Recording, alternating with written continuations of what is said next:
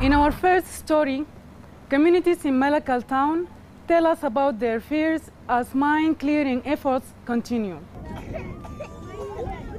Nyachuang Opel, a mother of 3, was gathering firewood not far from her home when she cut a wire and triggered an explosion. As a result of the explosion, she sustained burns all over her body and lost sight in both her eyes. When her husband learned of her injuries, he abandoned his family and has never been seen again. Nyachuang, who was pregnant at the time of the accident, was left to raise her children on her own.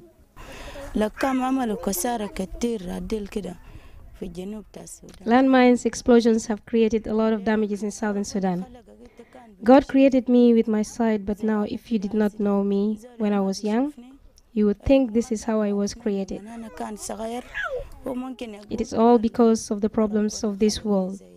People made landmines that deformed me. This is not how I was created. يا خلاص ماشي خلقوك تاني وربنا خلاص كان جابك في دنيا انت كان كويس وتاني برجل جسمك زي ما انا قاعد زي داسي. Though Nyachuang stayed in Malakal throughout the war, there are thousands of refugees and internally displaced people who have voluntarily returned to Malakal since the signing of the Comprehensive Peace Agreement in 2005. On their return, many have insisted on settling in their ancestral homes, with many building near or around mined areas. One of the problems we have in Southern Sudan at the moment, and UNMISTV is trying to address the problem, is that there are just too many people returning and there's not enough land for them to use. And so people are having to live with the mines, the minefields and the UXOs. It's a very, very difficult situation. I don't see an alternative for the population. During the war, fighting forces laid numerous landmines, and unexploded ordnances were left in numerous places around the city. This was intended to prevent movement of either forces. Now, with a lack of awareness on the dangers of mine-contaminated areas, many returnees face danger as they hope to resettle peacefully. Malakal is a very unique situation. We actually have the people living in the minefield because they have nowhere else to live. And so in this instance, what UNMA has to do is arrange for the people to be evacuated in the morning so that we can clear around their houses and tukals, and then they can come back in the evening, hopefully to a safer place. But this is a very big challenge for us. It's one that we're not going to shy away from, but the problem is in the open areas, demining is relatively easy. When you have the population living within the danger area and the safety distances, it's very, very complicated. Since 2005, more than 60,000 returnees have gone back to Malakal.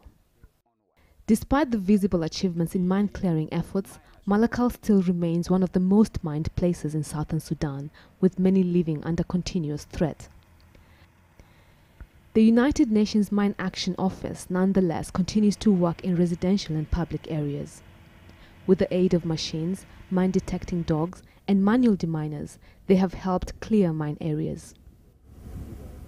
1,000 of square has been cleared by Mine Action Organization, the MTI. Beginning from where they start year 2008 from the southern part of the town, and again they moved to the northern part. Within those 2 years, they did a lot. You can see children are able to move, women are able to go around, local people are able to construct tukul as we are standing in the middle of the tukul. This was the result of mine tech clearance of landmine. So they are doing a very, very good job and very effectively. Aluk Marial and her family are new returnees. She lives with her 5 children and grandchildren.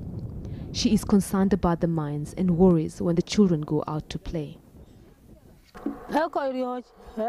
People are afraid. Some of them have not seen these things called mines before. Now we are worried. We don't know if the mines are in the ground or in our home. The demining task may seem larger than life and much slower because the residents of the area have resettled in a minefield. But as the communities in Malakal continue with their lives as usual, mine awareness efforts and community training on the hazards of mines has become an integral part of life, with the hope that no more injuries will occur from mine-contaminated areas.